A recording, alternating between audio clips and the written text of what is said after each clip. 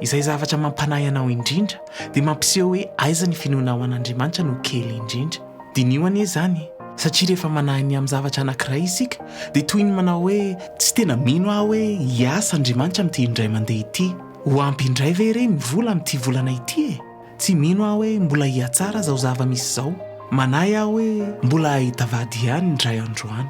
Ninninona zavatra miseho rehefa manahy ny amin'iny tsika dia midika zany fa tsy matoky tanteraka an'Andriamanitra hamanina araka ny sitrapony. Fa manasa anao aho zao ametraka ny fanahinao rehetra eo aminy.